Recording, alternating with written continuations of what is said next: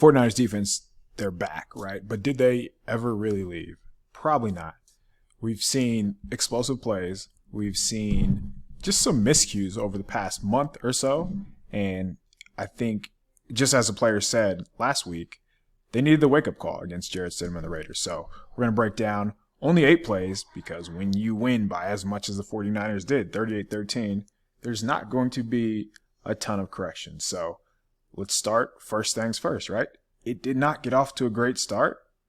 And what happened? Same old, same old. Deommodore Lenoir, he was in position, just didn't make a play. So let's talk about this play. And let's talk about the process and not so much the results, because when you are a team like the Arizona Cardinals, and you know I'm probably not going to be able to get over on the opponent by running my base stuff, you're going to run trick plays. So they come out of the gate swinging. Second play of the game, they're going to run a toss and throw it back to the quarterback. But if we're watching the defense, watch Deommodore Lenoir here. He does a great job. He's playing the tempo of A.J. Green to the bottom. Like, he has a step there, but he has enough speed to, catch up and recover and get in a position. Everybody else is where they need to be. Tayshaun Gibson to the top of the screen. He's converging on the play. Talanoa Hufanga takes away the crosser. This should be an interception. But A.J. Green just makes a better play than Lenoir. I'm not sure if Lenoir mistimed his jump. I know people were concerned that, this was offensive pass interference. They're never going to call this. We've all watched enough football to know that they're never going to call this. And if we just focus on Lenoir right now, only watch Lenoir, watch him, and watch how he doesn't really get affected by Green extending his arms right there. So, you have to really be locked in on Lenoir here. But see how, he just didn't make the play. That's pretty simple. But to compound the issue, right, Gibson has Green dead to rights. You make a tackle here at the 30, 26-yard line, wherever it is. You live to see another down. Maybe you get a stop. Maybe you get a field goal. Maybe you get a fourth and goal stop like you have been in the past few weeks.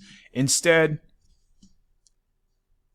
2 no-nos, and the 49ers give them an explosive play. So, not the greatest way to start off a game, but I'm going to show one other play that was certainly a negative. And there were more, but I feel like these two allowing the big plays and just taking some questionable angles are ones that I would look out for as potential issues in the playoffs. All right, so that last Lenoir play, that explosive touchdown that they just allowed, on the season, the 49ers have allowed 6 passing plays over 50 yards. And it might not sound like much, but that can flip a game on its head, right? Other than those long developing pass plays that they cannot seem to stop, at least in recent weeks, the other issue has been third downs, and I think everybody's aware of that. So on the season, the 49ers finished 16th in third down percentage at 39%. But in their losses, that number climbed all the way up to 46, which would accumulate to the second worst in the NFL. So third downs have been an issue for whatever reason. And I think plays like this are why. So this is 3rd and 14, and you get the perfect call on. You have the offense dead to rights, but you don't make the tackle. It's going to be a sharp blitz to the top of the screen. Many of you are familiar with that. K'Wan Williams made it famous, but Jimmy Ward's going to run that and execute. They're going to get a free runner out of this. So let's play it out. See Jimmy Ward right there. All right, so the quarterback realizes I have a free runner. I got to get rid of it quick. When you blitz on 3rd and forever, the point of this is to make sure the quarterback gets rid of it hot and everybody rallies to the ball. 3rd and 14, they can't get off the field right there. And that is a prime offender, usual suspect, Talanoa Hufanga, who I actually thought played pretty well this game. But this play, like right here, if he's going to duck under this block as he does, if you're going to do this, you have to get there. Why? Because you are the last line of defense. Deommodore Lenoir to the top. He's in man coverage. He's not worried about what's going on underneath. So, Hufanga, this is a costly mistake that good teams will probably make the 49ers pay for that. The Cardinals were on a 4th-string quarterback. They didn't have DeAndre Hopkins. They couldn't block the 49ers to save their life. So, it didn't come back to haunt San Francisco in this game, but we've seen over the weeks, like the third down issues kind of add up. And just a questionable decision, I would say, just wondering, well, why do you feel the need to go under here? 3rd and 14. Let him come up under that block.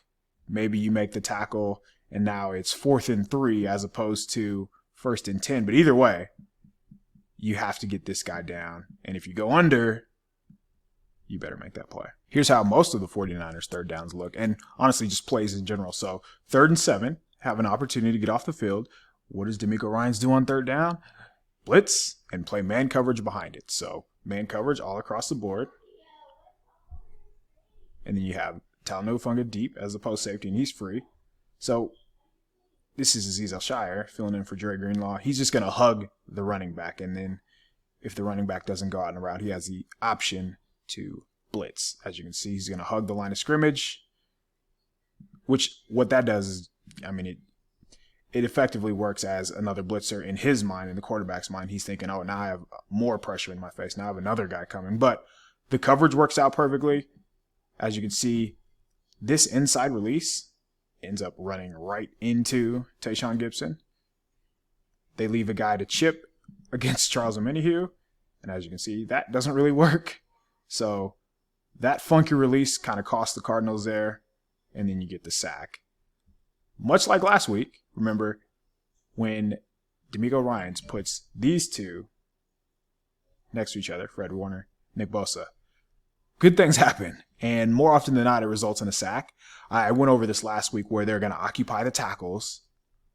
And by leaving Nick Bosa in, there's no way to really double him, add extra help to the best pass rusher in the NFL. So you get an excellent blitzer here. You get Samson Ebukam. Arguably, these are their 3 best pass rushers. Eric Armstead, Charles Omenihu. I mentioned a couple weeks ago that he was in like the top 5. Armstead had a lot of, I mean, he missed a couple months, but we all know he's one of their best players too. So just the fact that they can keep coming at you in waves says something itself. But again, they're going to slant. Let's watch it play out here. Oh, sorry, so this time he's going to cross his face. Warner, I love how he does that. Watch Warner's shoulders here. He's going to act like he's going to his left and go back right. Just throwing the offensive line off. And eventually it's going to open up a lane for Samson Ebukam to loop around. You get Ebukam on a running back. That's how this play works, right? Now, of course, you're going to have pressure from the edge, so there's nowhere for the quarterback to step up. And you get a defensive lineman on a running back. So right here, good luck, man. That is not going to work. They play with a level of ferocity, just like their physicality. You can't prepare for that. There's no way. And we see it every week, right? How many times in practice did he have problems chipping this guy? I imagine it wasn't an issue. But Omenihu gets home. Ebukam gets home. Bosa walks back to the pocket. All around nasty stuff right there. So that's DeMeco doing DeMeco things. The 49ers players executing coverage sack. But I mean, the pressure was right there too. All right, here's another 3rd down. And this time, DeMeco changes it up. So he's still going to blitz. That's probably never going to change. But on the back end, you don't get an obvious man coverage look. So it doesn't look like there's going to be pressure right out of the gate. And that probably affects the quarterback here. So let's watch it play out. Let's watch the back end. So you're going to have man coverage to the bottom of the screen. Talanoa Hufanga is going to be free. He is going to poach any route coming from the backside, any of these crossing routes coming from the backside. Tayshaun Gibson's free up top. And it looks like it turns into man coverage for both Mooney Ward and Jimmy Ward to the top of the screen here. So let's watch it play out. The real reason I'm showing this is, and the real reason that probably don't have anything to be worried about, or you don't need to spend the next couple of weeks pulling your hair out, is because 54, I mean, on 3rd downs, he's about as valuable as it gets for any defense. Let's watch it play out. So, all right, so you see the pressure, obviously. I want to focus on the back 7. The Cardinals are going to try to manipulate Fred Warner. So what are they going to do? They're going to think it's man coverage. So I'm going to have an over-the-ball route. So I'm going to run this not quick, 2 yards or so beyond the 1st down, and have a route come over the ball. And then I'm going to use that and have a crossing, a deep over route. And then looks like a deep stop to the top there. Yeah. So all those routes are locked up. And again, Mooney Ward, Jimmy Ward, both of these guys have been damn good in coverage. But the versatility of allowing a linebacker to essentially cover a wide receiver here, he doesn't fall for it.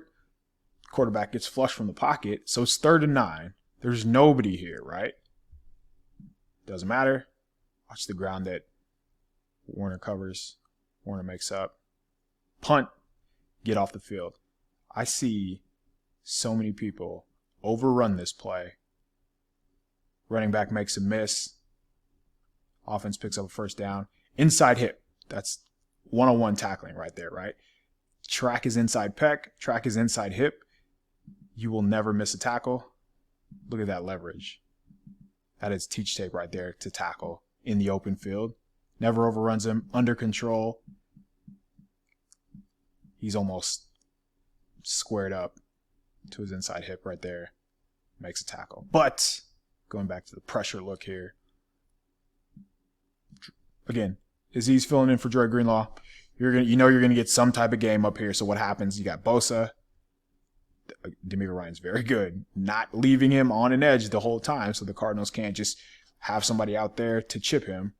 Charles Omenihu, Azeez, Eric Armstead.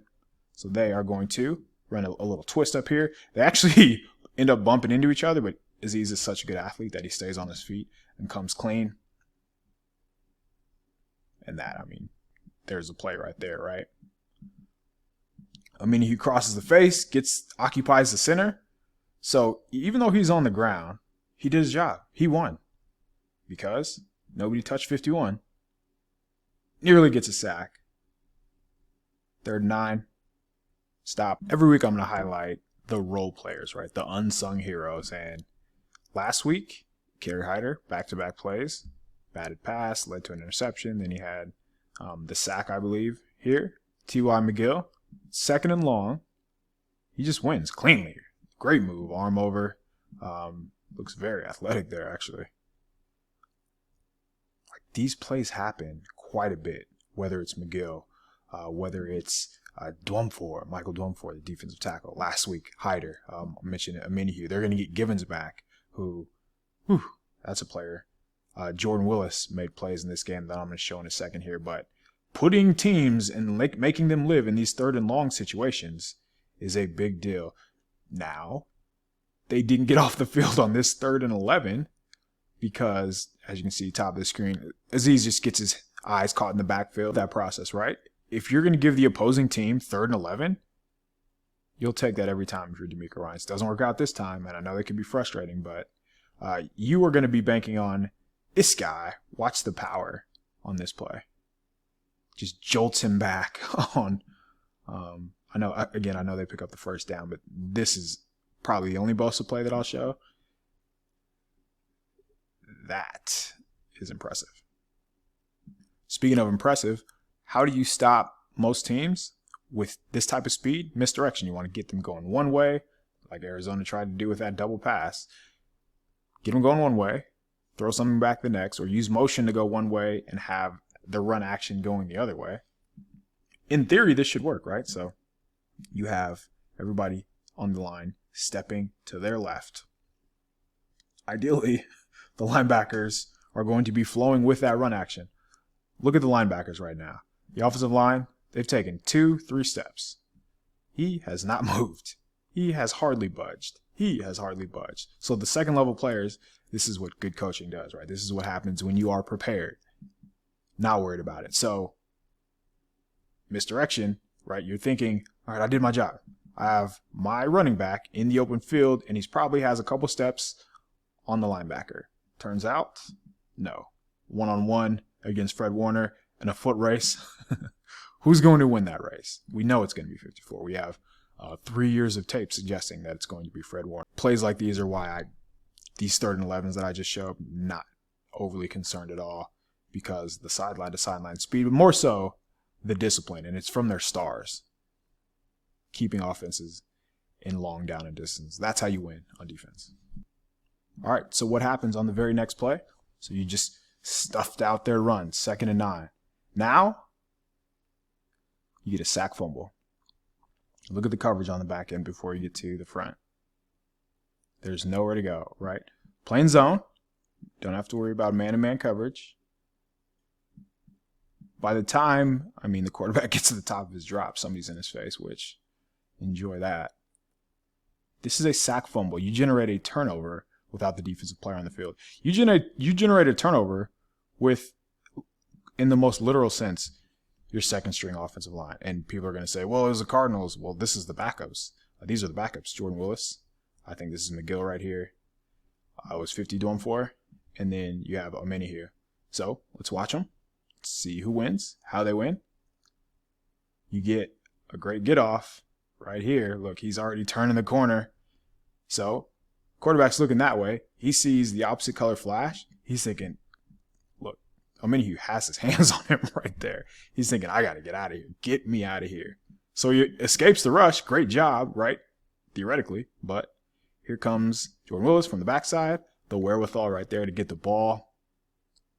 Yeah, that's the defense will be fine. Let's just put it that way. They played very well against the Cardinals. All right, so last play. This is what the playoffs are going to come down to, at least defensively. I think it's about whether Hufanga and Lenoir can hold up in coverage or make the open field tackles, because we know over the past 5, 6, 7 games, offenses are going to make those two play ball. 49ers have stars all over the place, but you're only as strong as your weakest link, right? That's what everybody always says. And here we go. It's only going to come down to like 4 or 5 plays, honestly. So it's not like they're going to have to do the heavy lifting. D'Amico Ryans did a great job, I think, this game of putting Hufanga in a position to succeed. And then Lenoir, top of the screen. That's Hollywood Brown. That's a guy, 4'3" guy who can run.